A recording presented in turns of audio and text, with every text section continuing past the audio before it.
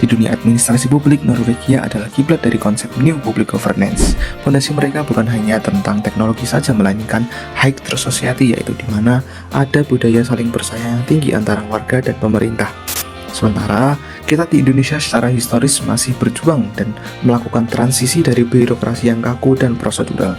Kalau kita bedah lewat data global berdasarkan E-Government Development Index, negara Norwegia berada di posisi 15 dunia, sementara Indonesia masih berada di peringkat 64. Adapun data dari Blavatnik Index of Public Administration secara keseluruhan menyatakan bahwa Norwegia berada di peringkat 2, sedangkan Indonesia ada di peringkat 38.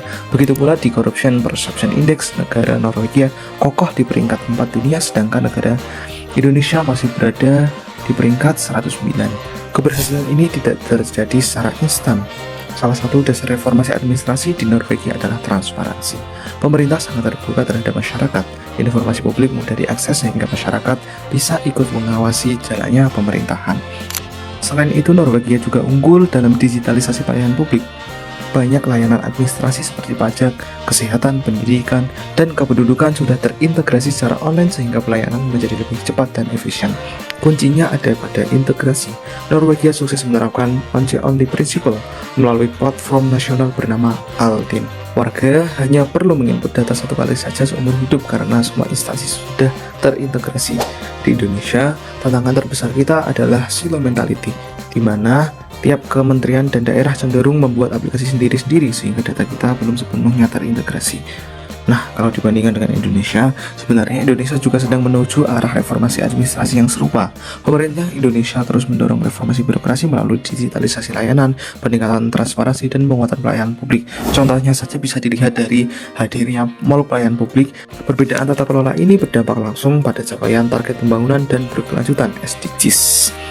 Khususnya pada poin 16. Melalui Undang-Undang Keterbukaan Informasi mereka, administrasi Norwegia digambarkan sangat transparan.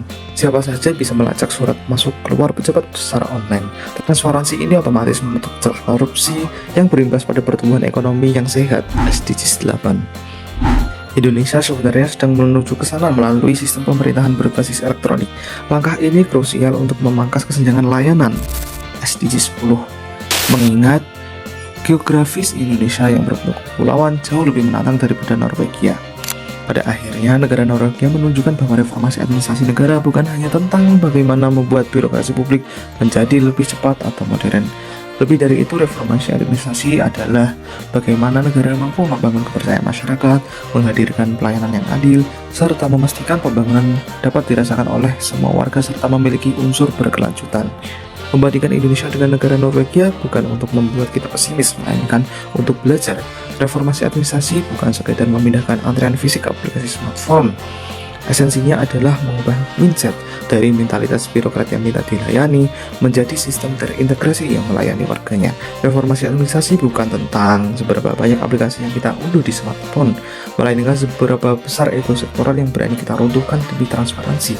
Norwegia membuktikan bahwa efisiensi melahirkan kepercayaan, dan Indonesia punya potensi besar untuk mencapai titik itu jika kita berani mendobrak ego sektoral demi integrasi total.